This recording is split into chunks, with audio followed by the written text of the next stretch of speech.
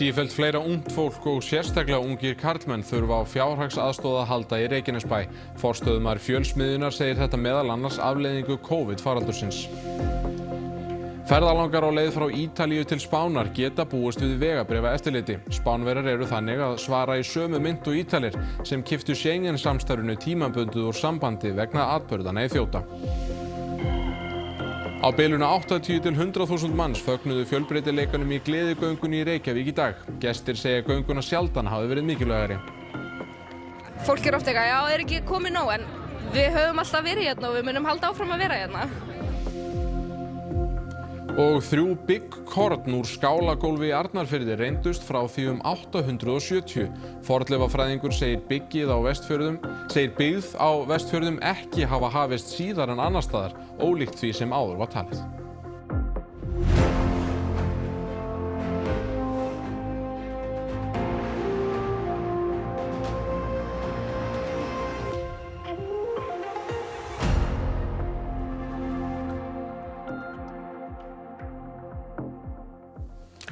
Komið sæl.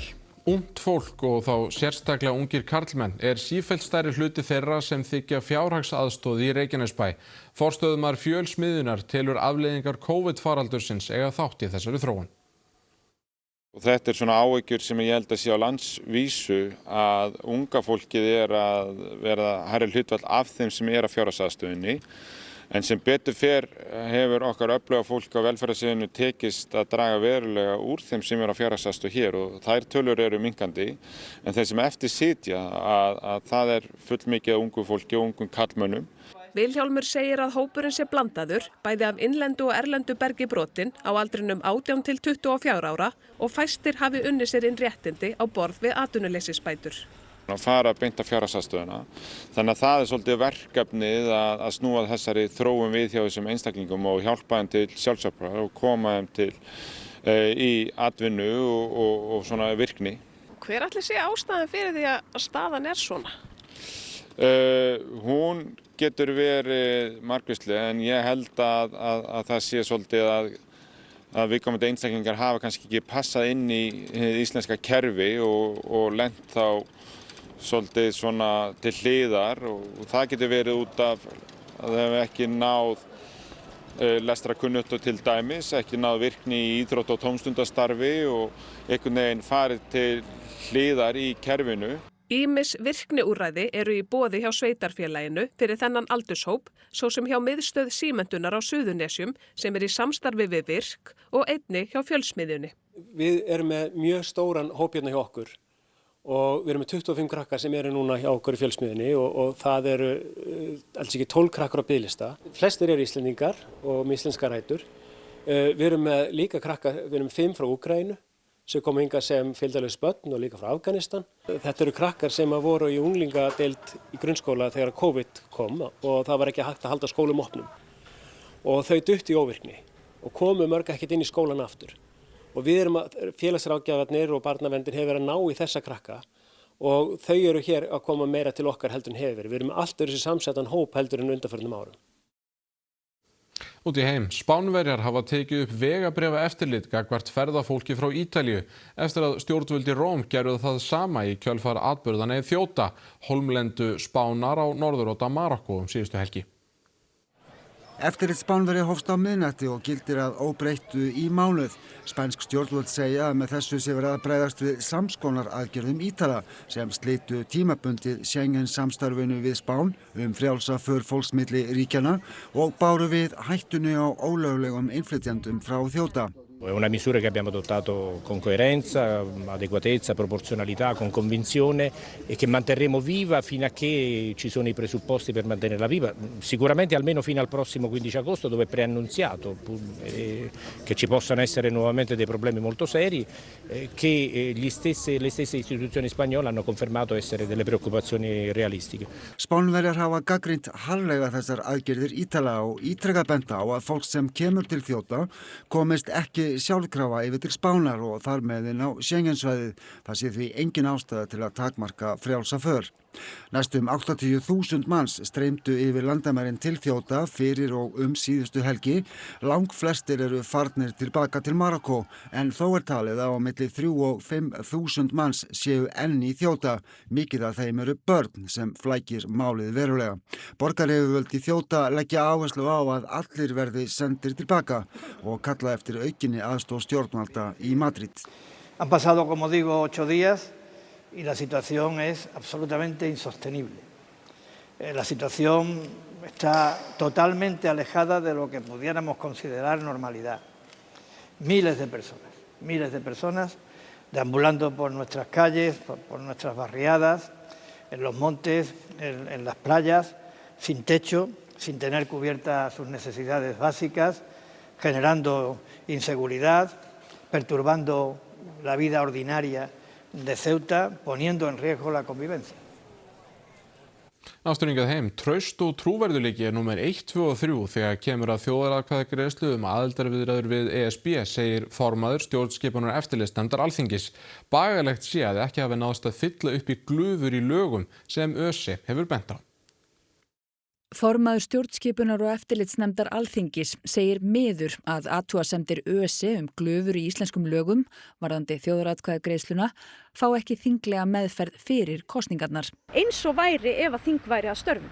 Þetta virðist vera svo leið sem að ríkisstjórnin vildi fara, að þingi væri ekki að störfum og að það væri þá frjáls félagasamtök sem að stæðu fyrir umræðunni og áróðrinu og það það sem við erum að sjá núna í sumar. Ekkert geti komið í veg fyrir að fjársterkir aðilar, innlendir sem erlendir, fjármagni áróður í gegnum samtök utan stjórnmálaflokka án þess að kjósendur viti hver standi að baki.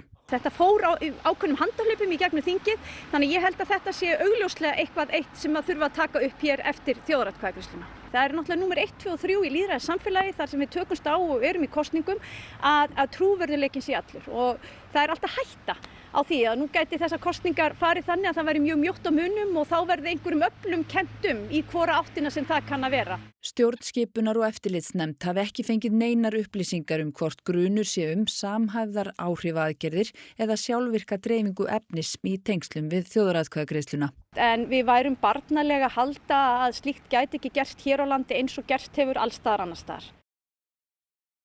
Hinsegin fólk þarf alltaf að berjast fyrir því að vera það sjálft en gleðigangan snýst líka að endurspegla gleðina, segir höfundur lags hinsegin daga. Með þáttaka var í göngunni í ár.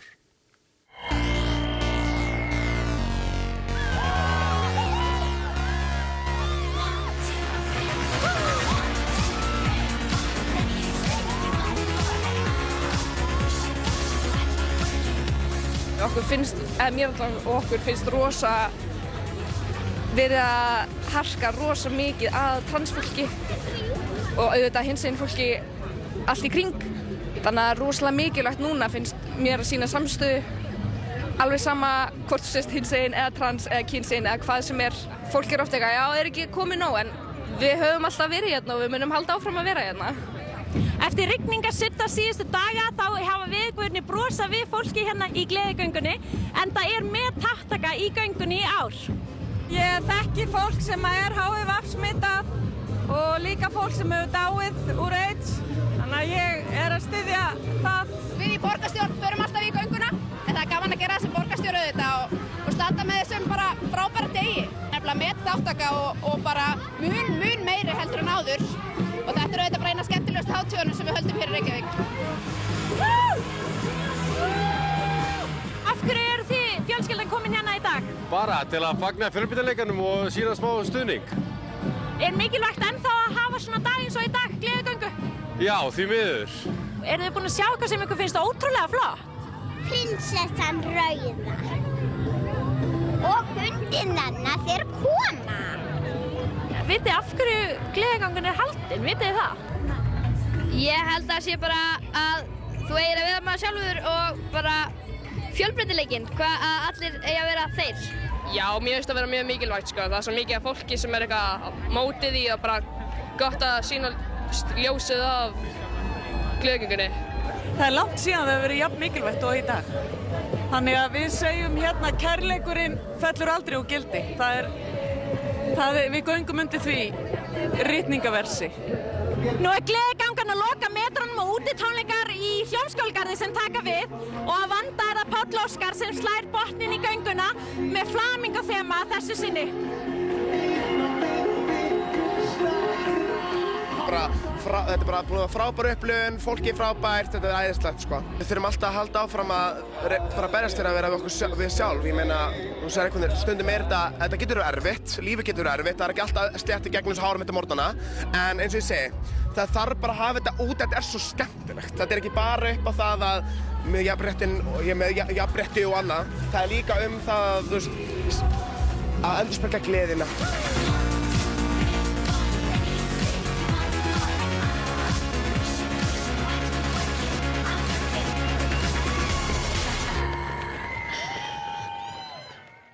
Nú, það var ekki aðeins í Reykjavík sem gleðigöngur voru haldnar. Tugir þúsunda tóku þátt í World Pride göngunni sem haldin var í Amsterdam í dag. Gangan hápunktur hátíðar sem staðið hefur í hálfan mánuð í borginni. Það var einnig gengið í Prag, höfuðborg Tékklands, Nürnberg í Þýskalandi og nyrsta gangan í Evrópu var svo í finnska bænum Inari, þar sem Samar héldu upp á daginn. Þetta í 12. skiptið sem Samar halda gleðigöngu sem skipulögð til skiptis í Noregi, Svíþjóð og Finnlandi.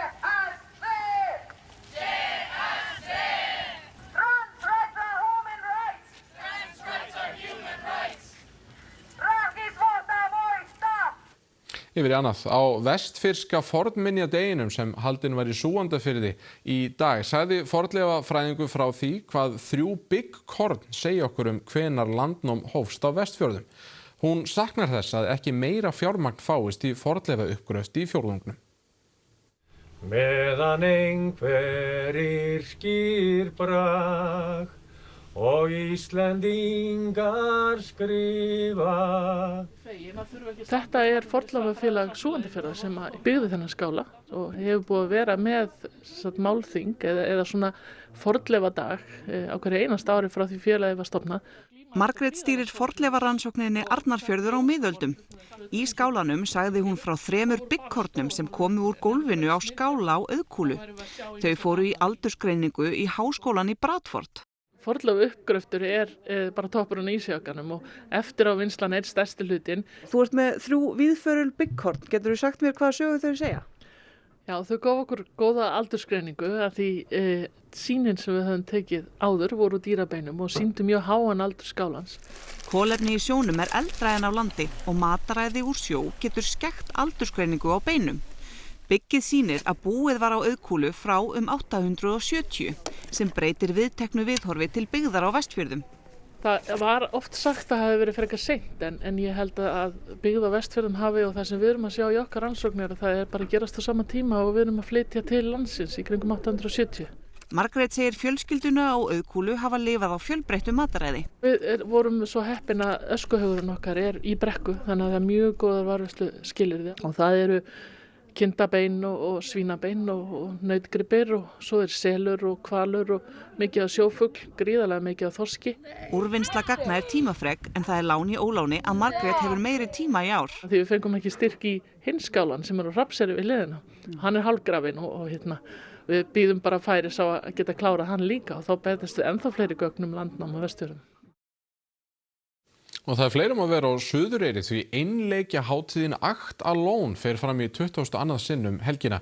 Sögur, ljóð og vestfirskur jazz rann ljúflega ofan í hátíðagesti í dag. Greta Sigríður Einarsdóttir á Suðureyri. Greta, hvernig andinn í Súgandafirðinu? Það búið að vera glaumur og gleði hér í dag og það ekkert verra að það sé bara einn á sviðinu í einu. Hjá mér Elvar Logi Hannesson sem stofnandi hátíðarinnar. Elvar, þú saknar þess aldrei hafa fleiri á sviðinu, það? Nei, þetta bara, þessi helgi snýst það að fagna list eins fólks senunnar. Þannig að það bara búið að vera, veðri skiptir engu máli, búið að vera fullt hús, einstök stemming og núna Arnar Jónsson inn á sviði, fullu húsi og flytja ljóð og það nú ekkert slæmt að hlusta á rödd landsins. Það einmitt talsvert fjölbreytni í sýningunum. Hversu breytt túlkar þú hvað felst undir innlegg? Já, það einmitt svo gaman að sýna það hvað það getur verið fjölbreytt. Það getur verið uppistand og það getur verið innleikur, það getur verið dans, það getur verið sirkus, bara svo lengi sem það bara einn listamaður á sviðinu hverju sinni. Ég ætla nú ekki að biðja þig að gera upp á milli barnanna þína, en er eitthvað sem hefur sérstaklega staðið upp í ár? Ég held að stuttasvari sé að allir hafi toppað sjálfa sig. Ég held að það sé bara þannig. Er þetta vestfirsk menningarhátíð heldurðu eða á einleikurinn erindi við alla þjóðina? Já, ekki spurning og við líka opnum svona aðeins gluggann út í heim því að við vorum með pólskan einleik hér og líka norskan. Þannig að það líka mjög mikilvægt og flóran mjög fjölbreytt og bara gaman að sjá hvað fólk til í þetta og koma hingað til okkar og það ókeypis inn og þannig viljum við hafa það. Þetta svona við erum að jafna aðgengi allra að listum og það svo sannarlega hægt að segja að því hafi verið tekið vel. Það verður ekki leiðilegt að vera í kvöld heldur. Hvernig ætlið þið að slúta hátíðinni? Heyrðu, já, það engin önnur en Ragnhildur Gísladóttir sem ætlar að vera síðust á senu í kvöld og stundum þarf að gera smá svona undantekningar þannig að hún hefur Halldór Gunnar Pálsson með sér og hann vesturingur hann að þá þetta bara allt í gúti. Þá allt eins og að vera. Það verður örugglega fjör hjá Röggu í kvöld en við kveðjum hérna frá Suðureyri. Takk kærlega fyrir það, Greta Sigríður Einarsdóttir. Það engum að leiðast fyrir vestan. En endum þetta út í heimi. Mökk af reyk og ösku lagði yfir fótboltaleikvang í japönsku borginni Kagoshima fyrir í dag eftir að gos hófst í Sakurajima eldfjallinu í suðurhluta Japan. Þetta virkasta eldfjallið í Japan og gosið í dag það 18. frá áramótum. Gestir á leikvanginum virðast ekki hafa keypt sér mikið upp við þetta. Leikurinn var spilaður til enda og heimamenn sigruðu 1-0. Kíkjum á veðurspána. Vindur hefur verið stífur víða land í dag og talsverð úrkoma norðaustan og austanlands. Veður mun fara smám saman batnandi á morgun með hækkandi loftþrýstingi og mun þá létta til. Þá fyrst fyrir sunnan og vestan en síðar meiri í öðrum landshlutum. Meira veðri eftir íþróttafréttir. Þriðji dagur Íslandsmótsins í golfi var í dag. Ríkjandi Íslandsmeistararnir fóru með forystu inn í hringinn og gerðu bæði vel í dag. Dagbjartur Sigurbrandsson hefur komið sér vel fyrir. Leikið var í bestu deild kvenna í gærkvöld, botnslagur var þegar Víkingur og Valur mættust. Loks kynnumst við Jóni Sigurði Gunnarsinni, manni margra hatta. Hann margfaldur Íslandsmeistari í fimleikum en á einnig Íslandsmet í bekkpressu. Þá leikur hann listir sínar í sirkus þegar hann á lausa stund. Íþróttir hér eftir andartak.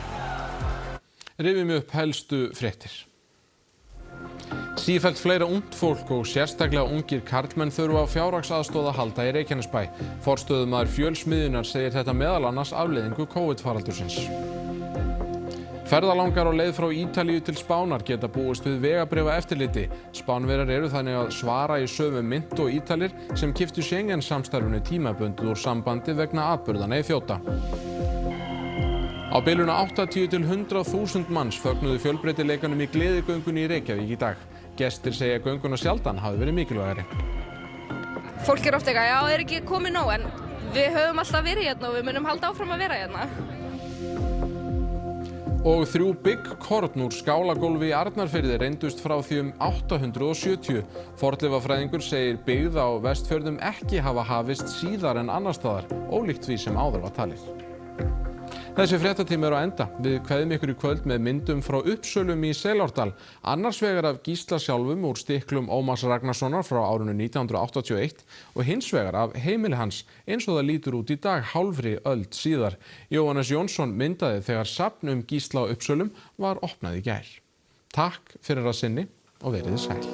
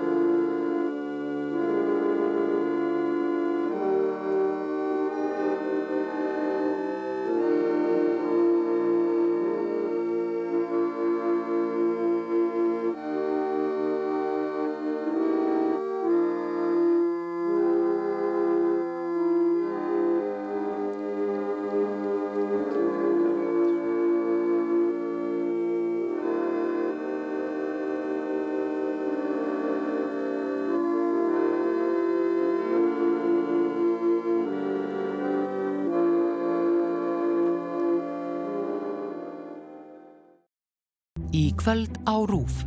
Ógnir á